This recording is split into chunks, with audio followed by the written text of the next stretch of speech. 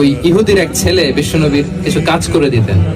অনেকদিন হলো ছেলেটা আসে না, ছোট্ট ইহুদি ছেলে, মোবাইল বন্ধ, ছোট্ট ইহুদি ছেলে আসে না। খোঁজ নিলেন, শুনলেন সে অসুস্থ।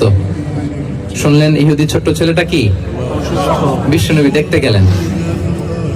মুসলিম শিশুকে দেখতে গেলেন নাকি? কোন ধর্মের শিশু?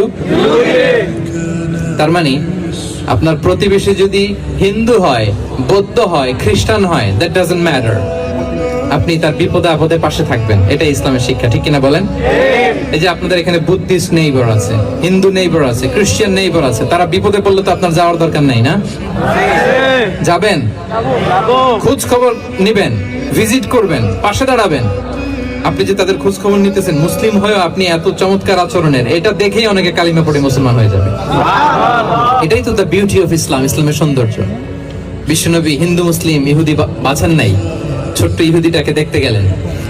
যে দেখে হায় রে, কাতর হয়ে সে বিছানায় মৃত্যু শয্যায় শুয়ে আছে। বাচ্চাটার মাথায় হাত বুলিয়ে দিলেন। হাত বুলিয়ে বাচ্চাটাকে, ইহুদি বাচ্চাটাকে বললেন, আসলিম, হে শিশু, তুমি ইসলাম ধর্ম গ্রহণ করো। এখন ছোট্ট মানুষ, তার বাবা আবার পাশে দাঁড়িয়ে আছে, আব্বা কি বলে না বলে, সে নাযারা ইলা ওয়াজহি আবি, বাবার দিকে তাকালেন।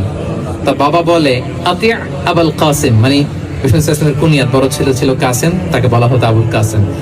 ইহুদি বাবা বলল, মুহাম্মদ যা বলে তাই করো। সাথে সাথে সে বলল, আশহাদু আল্লা ইলাহা ইল্লাল্লাহ ওয়া আশহাদু আন্না মুহাম্মাদুর রাসূলুল্লাহ। বিশ্বনবী বের হওয়ার সময় বললেন, আলহামদুলিল্লাহিল্লাযী আনকাযাহু মিনান নার, প্রশংসা সে আল্লাহর যে একটু আগে জাহান্নামী হওয়ার কথা ছিল, মুহূর্তে কালেমার মধ্য দিয়ে তাকে জান্নাতি বানিয়ে দিলেন। দেখেন প্রতিবেশীর সাথে কি আচরণ। ইহুদি প্রতিবেশীর পাশে দাঁড়িয়েছেন, অসুস্থ, ভিজিট করেছেন। আমরা যেন আমাদের প্রতিবেশীর খোঁজ রাখি।